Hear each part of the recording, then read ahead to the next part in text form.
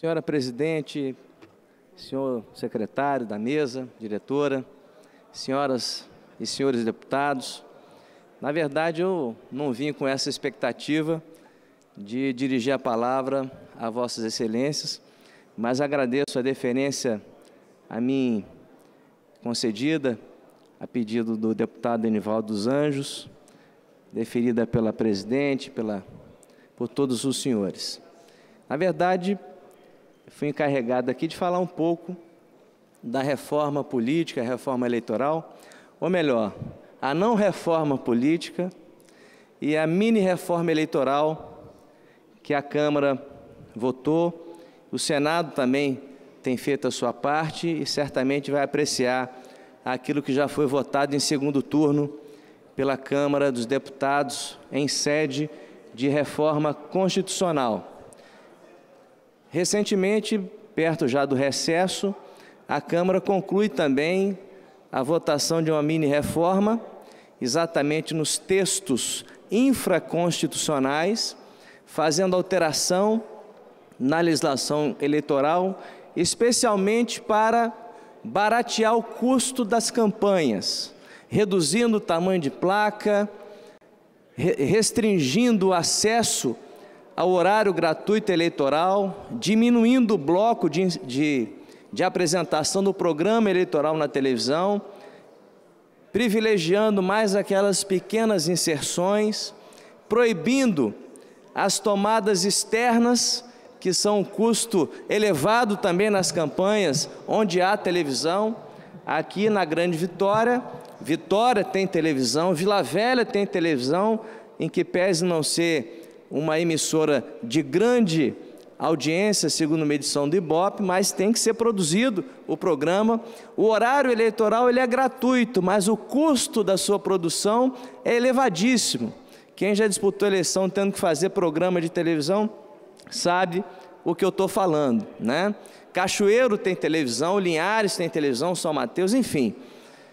A Câmara votou essa mini-reforma com foco, sobretudo, do barateamento das campanhas eleitorais.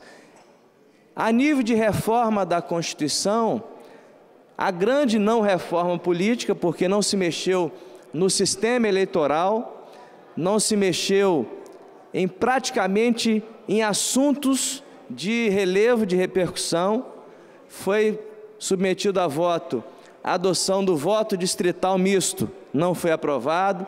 Foi submetido o voto em lista fechada. Hoje, o cidadão vota em lista aberta, ou seja, os partidos políticos ou coligações apresentam seus candidatos e o eleitor escolhe naquela lista partidária em quem ele vai votar. E os mais votados, de acordo com a soma do partido, terminam ocupando as cadeiras. A lista fechada, o eleitor não iria mais votar no candidato, iria votar no partido. Era a tese que o PT defendia, mas quando veio a voto, nem o Partido dos Trabalhadores votou na sua proposta. A bancada do PT são 70 deputados, essa proposta teve apenas 21 votos.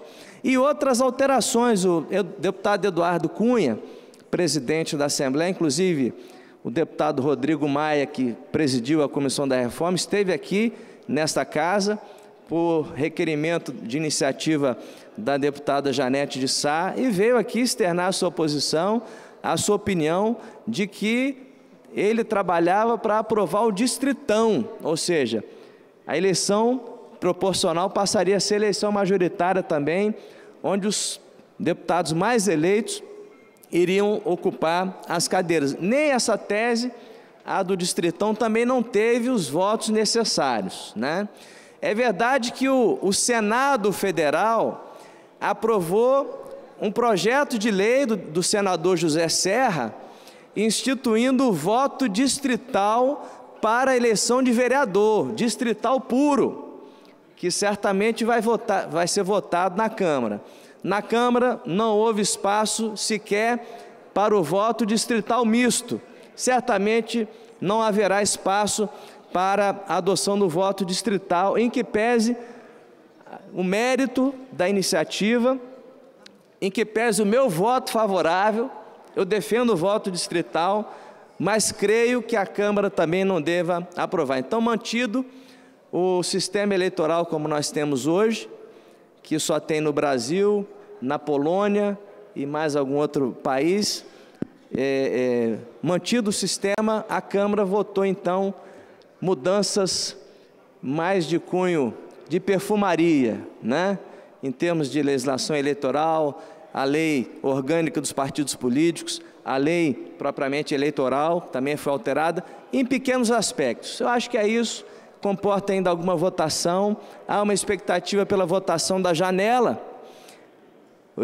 O meu entendimento, a princípio, era votar contra a janela, mas depois da não reforma política, eu comecei a entender exatamente o contrário. Eu acho que a reforma tem que se dar através da janela para que haja uma reacomodação das forças políticas em torno de partidos, que isso se dê de forma programática. Então a janela termina sendo uma necessidade da não reforma, né?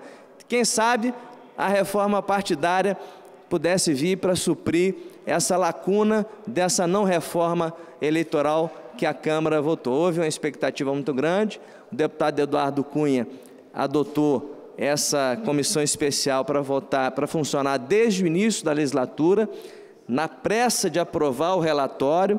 Geralmente essas comissões especiais são prorrogáveis, não foi prorrogada, foi submetida a voto e foi votado muita coisa na Câmara nesse primeiro semestre.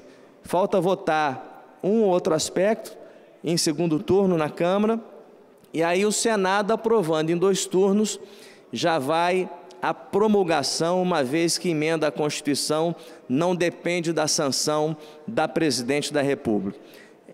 Mas é claro que nesse segundo semestre a temperatura e a chapa vai esquentar em Brasília, vai continuar esquentando, com vários deputados indiciados na Lava Jato, inclusive uma denúncia formal, né, é esperada contra a figura do presidente da Câmara, deputado Eduardo Cunha. Enfim, a temperatura tende a estar ainda em elevação no segundo semestre na Câmara Federal. Eu não quero cansar os senhores, Vossas Excelências têm uma pauta extensa a cumprir.